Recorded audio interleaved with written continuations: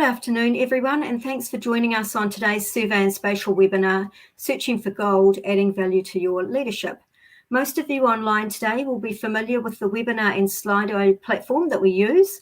So just a reminder that if you have any questions, please send these through via Slido, and our presenter, Andy Ralston, will answer these at the end of his presentation. I'd now like to introduce our speaker for today, Andy Ralston, who was a former rugby player and coach. He's experienced many different coaching and leadership methodologies, but one in particular shifted his perspective. He was introverted and didn't know how to spark a conversation with a stranger.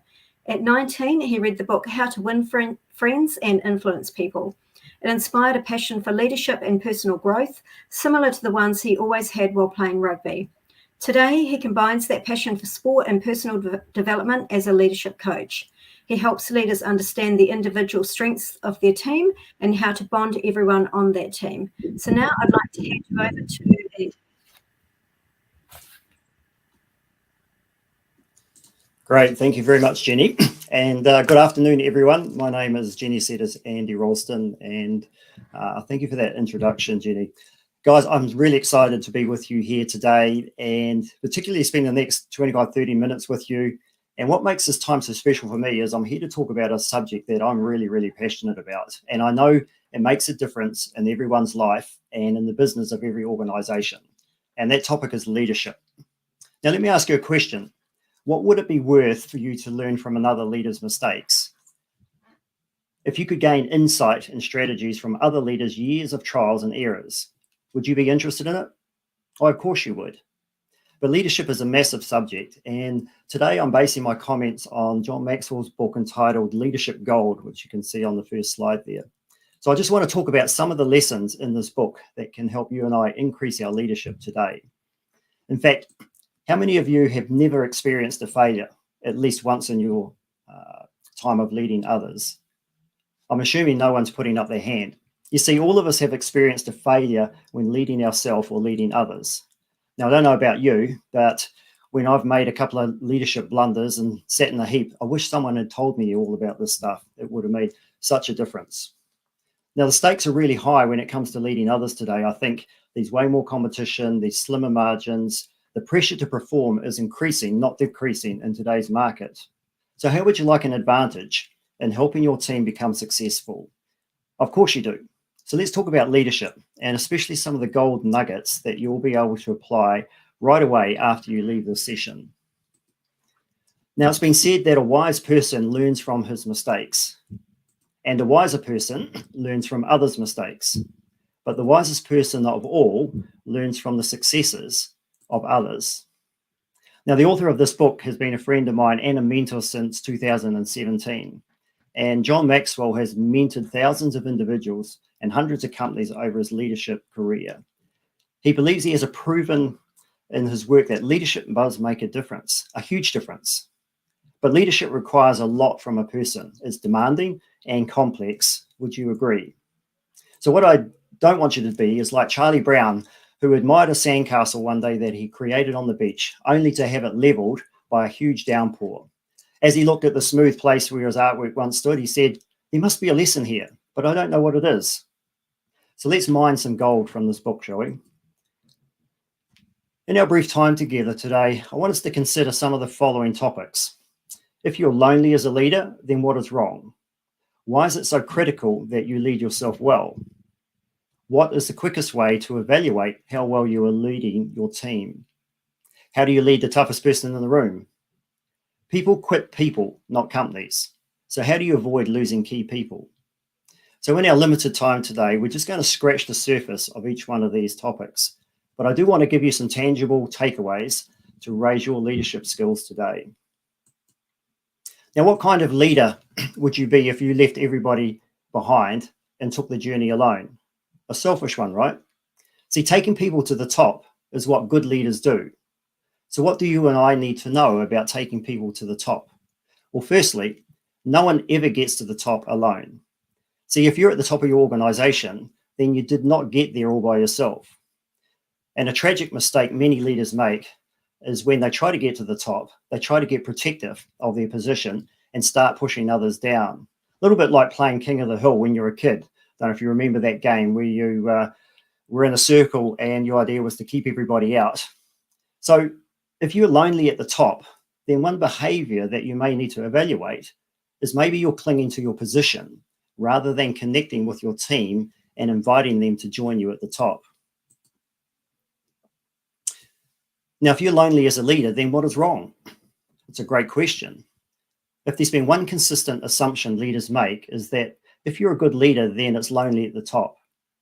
But John in his chapter, if it's lonely at the top, you're not doing something right, makes the case that if you feel lonely in your position as a leader, then your leadership is all about your position and not your people. And John often states that if you're taking the journey and no one is following you, then you're just taking a walk. And if you're all alone, then no one is following you. And if nobody is following you, then you're not really leading at all. So how do you bring others along with you? Well, first of all, you need to avoid positional thinking. You see, when you use your title to persuade your people, you create distance between you and them. Now, a good leader does not belittle their people, but they rather enlarge their people. So win your people over by building relationships with them.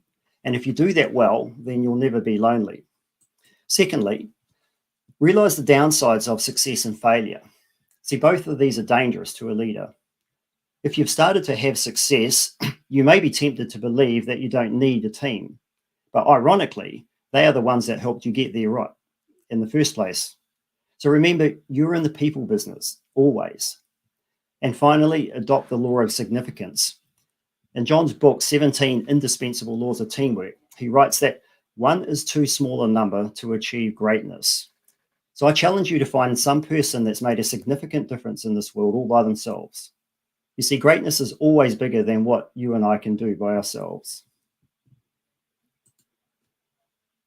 So how do you lead the toughest person in the room? I want you to think about that for a moment. How would you lead the toughest person in the room? Well, let me ask you a second question. Who is the toughest person in the room? Well, of course, you are the toughest person to lead in this room. Friends, the person I have the most difficult time leading is myself. It's a full-time job. I mean, I've got to motivate myself. I have to discipline myself. I have to protect my integrity. The list is endless. So why is it this way? Well, John says there's two reasons. Number one, we don't see ourselves as we see others. And number two, we are harder on others than we are on ourselves. You see, human nature equips us with the ability to size up everyone in the world except ourselves. It's remarkable how most people lack awareness. Just recently, I was working with a client, approximately 29 employees, doing some leadership training. Now, after one of the sessions we had with them, we came to realize that they lacked a realistic perspective of who they were. They lacked a basic awareness. So we're working with them on building that awareness and developing their leadership potential. Now, John says we tend to judge ourselves according to their actions. It's very cut and dried. However, we tend to judge ourselves by our intentions. So even when I blow it, I'll let myself off the hook because my motives or my intentions were good.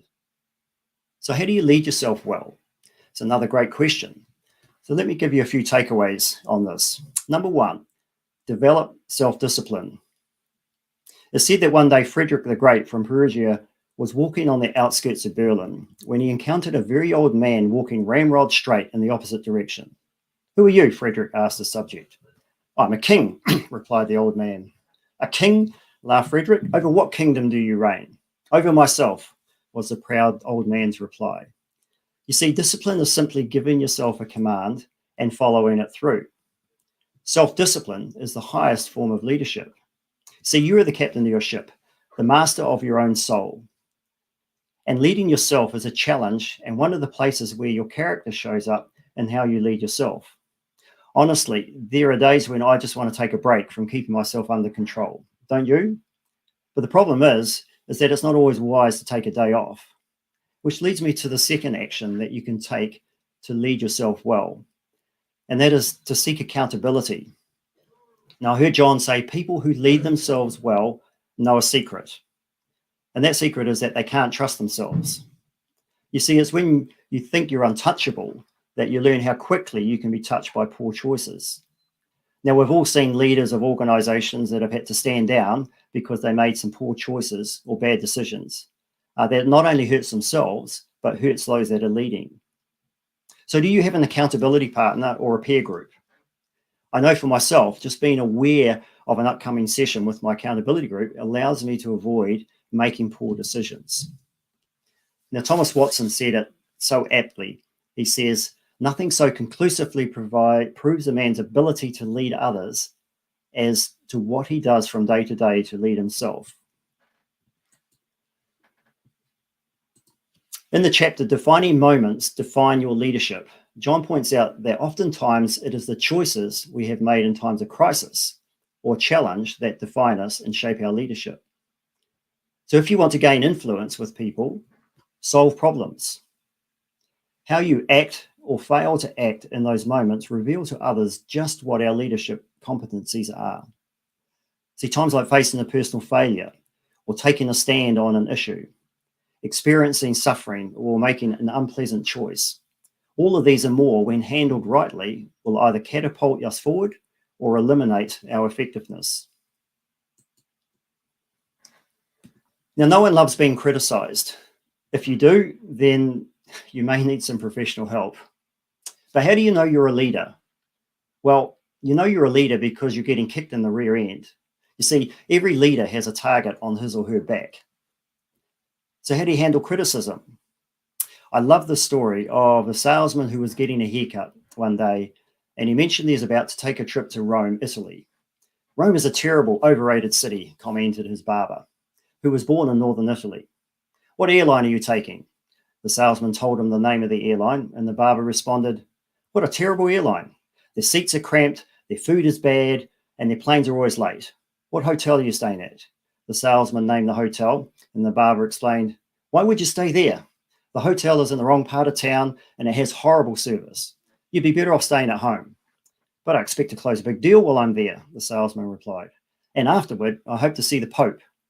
Oh, you'll be disappointed trying to do business in Italy, said the barber. And don't count on seeing the Pope. He only grants audiences to very important people. 3 weeks later, the salesman returns to the barber shop. And how was your trip? Asked the barber. Oh, wonderful, replied the salesman. The flight was perfect, the service at the hotel was excellent, and I made a big sale. And the salesman paused for effect. I got to meet the Pope. You got to meet the Pope? Finally, the barber was impressed. Well, tell me what happened. Well, when I approached him, I bent down and kissed his ring. No kidding. And what did he say? Well, he looked down at my head and he said, my son, where did you get such a lousy haircut? Now, people can change for the better only when they're open to improvement. So how you handle criticism is so vital to your growth as a leader. See, when you are criticized, John says to try and maintain the right attitude by, one, not being defensive, 2, looking for the grain of truth, 3, making the necessary changes, and number 4, taking the high road. You see, when you sit in the leader's seat, criticism seems to find your desk. Whether it's legitimate or not, if you can maintain a positive attitude, then there may be some gold in that pile of dirt. So here are some questions that I usually ask myself to determine what kind of criticism it is. Firstly, who was it that criticized me? Do they actually have permission to speak into my life? You see, adverse criticism from a wise person is far more to be desired than an enthusiastic approval of a fool. See, the source of criticism often matters. Secondly how was the criticism given? I try to discern whether the person was being judgmental or whether they gave me the benefit of the doubt and spoke with kindness. And why was the criticism given? Was it given out of personal hurt or for my benefit? See, hurting people hurt people. They lash out or they criticize to try and make themselves feel better, not to actually help the other person. So whether the criticism is legitimate or not, what determines whether I grow from or groan from those unwanted words is my attitude. See, people can change for the better only when they're open to improvement. In the chapter, Never Work a Day in Your Life, John describes the importance of having passion for what you do. Now, following your passion is the key to finding your potential. So how do you find your passion? Another great question. It can be found in answering this really simple question. What do you love doing so much that you would do it for free? LP Jacks states this: a master in the art of living draws no sharp distinction between his work and his play, his labor and his leisure, his mind and his body, his education and his recreation. He hardly knows which is which. He simply pursues his vision of excellence through whatever he is doing and leaves others to determine whether he is working or playing. To himself, he always appears to be doing both. Or the words of Jack Welch: the world will belong to passionate, driven leaders, people who not only have enormous amounts of energy, but who can energize those with whom they lead. See, leadership is influence, nothing more and nothing less. People gravitate to passion. So are you passionate about the work that you do? See, being in leadership position can present an issue for you if you never want to hear any bad news about what's happening in your company or in your team. See, if you're not able to hear both the good and the bad, then you're not dealing with a major responsibility as a leader. John states this: it's a leader's job to define reality. And one of the pitfalls that can stop you from being a potential leader is the desire to focus on the vision to the detriment of facing reality. So how do you find out what is real? Take a reality check. So a reality check requires you to follow these four practices. 1, admit your weaknesses. By the way, your team already knows what your weaknesses are, but admitting them just lets them know that you know. Embrace realistic people. Birds of a feather do flock together. So have team members who complement your weaknesses. 3, ask for honesty from others. You see, when you experience success, it becomes increasingly difficult to have people around you that will tell you what you need to hear rather than what you want to hear. That will keep you real.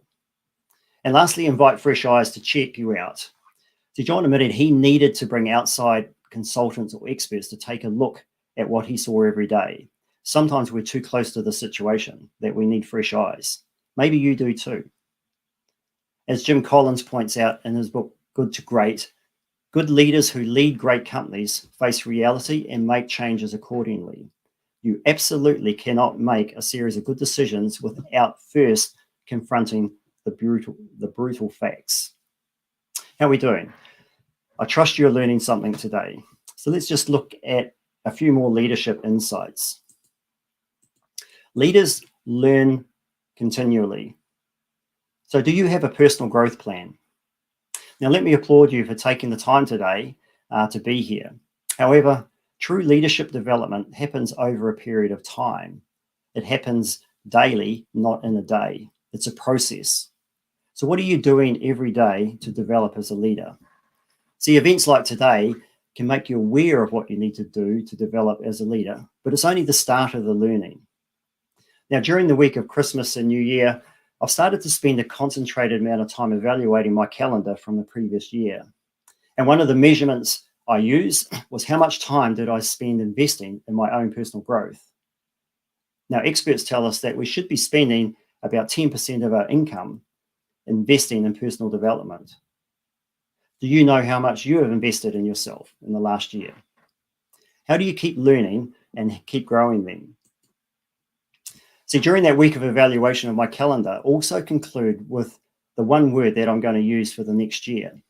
And this year, my word is intentional.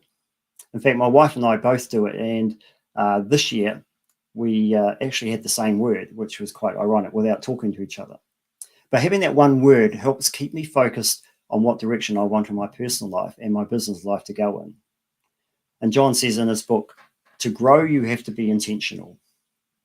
How to keep learning and growing. Firstly, invest in yourself first. There's a direct link between how your company grows and how you grow. If you want to lead, then you must learn. And if you want to continue to lead, You must continue to learn. So create a growth environment for the people you lead also. What does a growth environment look like? Well, John believes there's 10 characteristics. It's a place where the following things will occur. Others are ahead of you. You are continually challenged. Your focus is forward. The atmosphere is affirming. You are often out of your comfort zone. You wake up excited. Failure is not your enemy. Others are growing. People desire change. And growth is modeled and expected.